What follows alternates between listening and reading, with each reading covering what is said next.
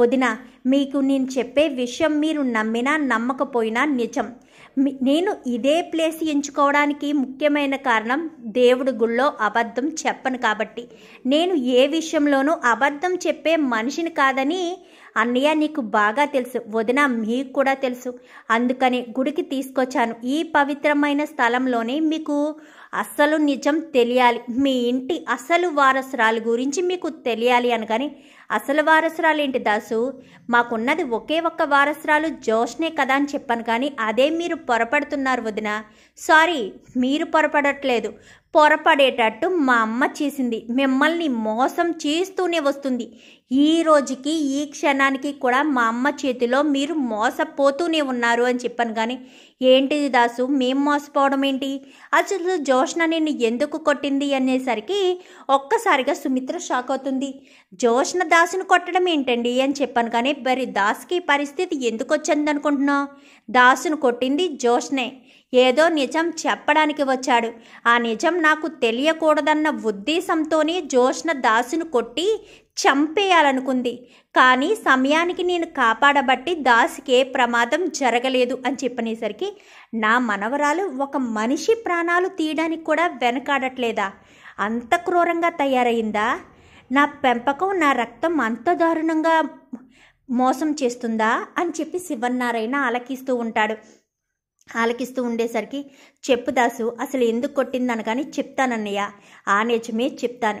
మీరంతా అనుకున్నట్టు జోష్న మీ సొంత కూతురు కాదు, మీ రక్తం పంచుకు పుట్టిన కూతురు కాదు, నా కూతురు. జోష్న నాకు, కళ్యాణికి పుట్టిన కూతురు అని చెప్పనేసరికి, ఏంటి దాసు ఏం మాట్లాడుతున్నావు, నా కూతురుని పట్టుకుని నీ కూతురు అంటున్నావేంటి అనగానే, మిమ్మల్ని భ్రమలో ఉంచిందని చెప్పాను కదా వదిన, మా అమ్మ చేసిన మోసము అని చెప్పాను కదా. నాకు, నా భార్య కళ్యాణికి మీకు ఒకేసారి డెలివరీ అయ్యింది. అదే సమయంలో ఇద్దరికి కూడా ఆడపిల్లలే పుట్టారు. అప్పుడు మా అమ్మ తెలివిగా ఆలోచించి నా బిడ్డ చనిపోయిందని ఒక చనిపోయిన బిడ్డను తీసుకొచ్చి నా భార్య పక్కన పడుకోబెట్టింది. నా భార్యకు పుట్టిన కూతుర్ని కాస్త తీసుకొచ్చి సుమిత్ర వదిన పక్కన పడుకోబెట్టి సుమిత్ర వదిన పుట్టిన కూతుర్ని చంపేయడానికి ఆ సైదుల గాడికి ఇచ్చింది.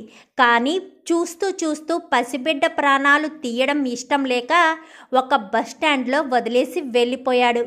ఆ బిడ్డను కాస్త దీపను పెంచిన కుబేర్ తీసుకుని వెళ్ళాడు. ఈ విషయాలన్నీ కూడా అనసూయకు తెలుసు. దీప కుబేర్ సొంత కూతురు కాదని అని చెప్పనేసరికి, అంటే నా కూతురు దీప అని చెప్పాను. కానీ అవునొదినా, నీకు అన్నయ్యకి పుట్టిన కూతురు దీపే. నువ్వు ఎప్పుడూ దీపం చూసినప్పుడు ఎలాంటి కూతురు నాకు కలిగి ఉంటే బాగుండు అని అనుకోలేదా? నీ కన్నపేగు ఎప్పుడూ కదలలేదా అని చెప్పనేసరికి, ఒక్కసారి కాదు దాసు, ఎన్నోసార్లు దీపే నా కూతురేమో అని నా మనసు కనిపించేది. జోష్న కంటే దీపం మీదే ఎక్కువ ప్రేమ చూపించాలనిపించేది. కానీ నిజానికి జోష్నే కదా నా కూతురు అని చెప్పి నేను ఏమీ మాట్లాడలేకపోయేదాన్ని అని చెప్పనేసరికి, దేవుడు ఉన్నాడు కదా వదిన, ఎప్పటికైనా ఏం గెలవాలో అదే గెలుస్తుంది.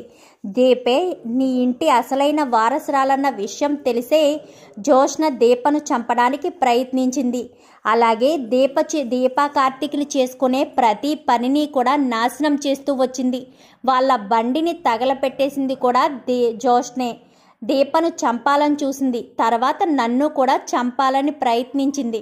అన్నయ్య కాపాడబట్టి నేను మీ కళ్ళ ముందు ఇలా కనిపిస్తున్నాను, లేదంటే మీ ముందు నేను కనిపించేవాడిని కాదు వదినా అంటూ మాట్లాడేసరికి ఒక్కసారిగా శివనారాయణ ఆ నిజాలన్నీ విని నేరుగా ఇంటికి వెళ్ళిపోతాడు. ఇంటికి వెళ్ళిపోయేసరికి నానమ్మ మనవరాళ్ళిద్దరూ హాల్లో కూర్చుని చక్కగా మాట్లాడుకుంటూ కాఫీ తాగుతూ ఉంటారు. పారిజాతం అంటూ గట్టిగా పిలుస్తాడు శివనారాయణ. ఏంటి, ఏమైంది ముసలోడికి, నా మీద విరుచుకుపడుతున్నాడు అనుకుంటూ, ఏం జరిగిందండి అని చెప్పాను. కానీ చాలా కోపంగా చూసుకుంటూనే దగ్గరికి వస్తాడు. దగ్గరికి రావడంతో చెంప చెల్లు మనిపిస్తాడు. జోష్న ఒక్క చూస్తాడు, జోష్నను కూడా కొడతాడు. ఏమైంది తాత, మేమేం తప్పు చేశాము, మమ్మల్ని కొడుతున్నావేంటి అనగాని, ఎవరే నీకు తాత, ఎవరు నీకు తాత, నువ్వు ఆ దాసు కూతురువు కదా, నా ఇంటి రక్తానువా, నా ఇంటి వారసురాలువా, నువ్వు నన్ను తాత అని పిలవడానికి అని చెప్పాను. కానీ ఒక్కసారిగా షాక్ అయిపోతారు ఇద్దరు కూడా. అంటే నిజం తెలిసిపోయిందా అని చెప్పి అనుకుంటూ ఉండగానే, ఏంటి నాకు నిజం తెలిసిపోయిందా అని టెన్షన్ పడుతున్నారా, లేక నన్నెలా చంపాలి అని టెన్షన్ పడుతున్నారా? చంపడం నీకు పెద్ద కష్టమేం కాదు కదా జోష్న.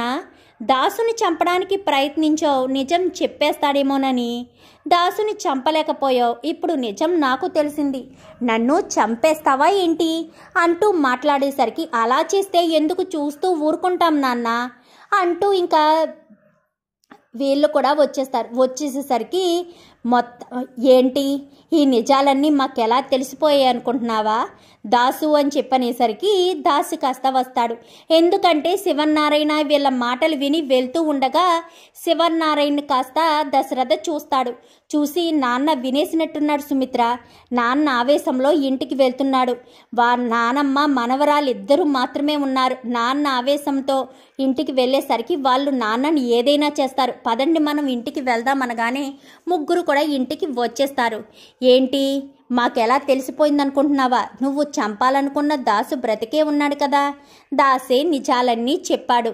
దీపే ఇంటి వారసురాలన్న విషయం నాకు తెలుసు, నీకు తెలియదు కదా పిన్ని అని చెప్పనేసరికి, ఏంటి జోష్న ఏంటి వీళ్ళనేది అనగానే, అవును గ్రాని, ఇంటి వారసురాలు దీపై, అందుకే దీపను నేను చంపాలనుకున్నాను అని చెప్పనేసరికి, ఎంత ధైర్యమే నా మనవరాల్ని చంపాలనుకున్నానని నా కళ్ళ ముందే చెప్తావా అంటూ మళ్ళీ చెంప చెల్లుమనిపించేసరికి కింద పడిపోతారు.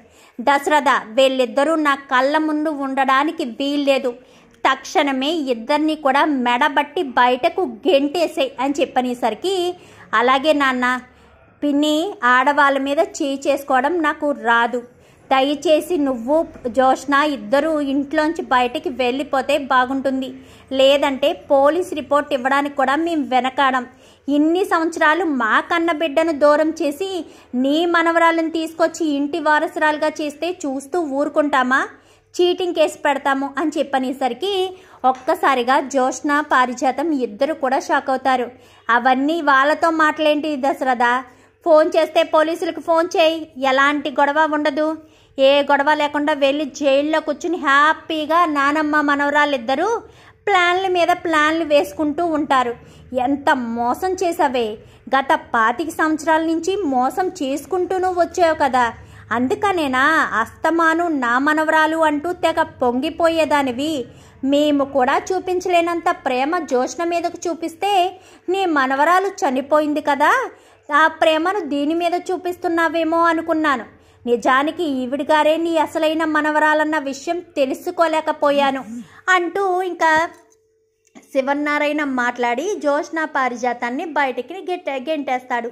చూద్దాం మరి రాబోయే ఎపిసోడ్స్లో ఇలాగే జరగాలని మీరు కూడా కోరుకుంటే వీడియో నచ్చితే లైక్ చేయండి, ఛానల్ని సబ్స్క్రైబ్ చేసుకోండి, పక్కనే ఉన్న బెల్ సింబల్లో ఆల్ పై క్లిక్ చేయండి. ఎలా చేయడం వల్ల అందరికంటే ముందుగా చూడవచ్చు.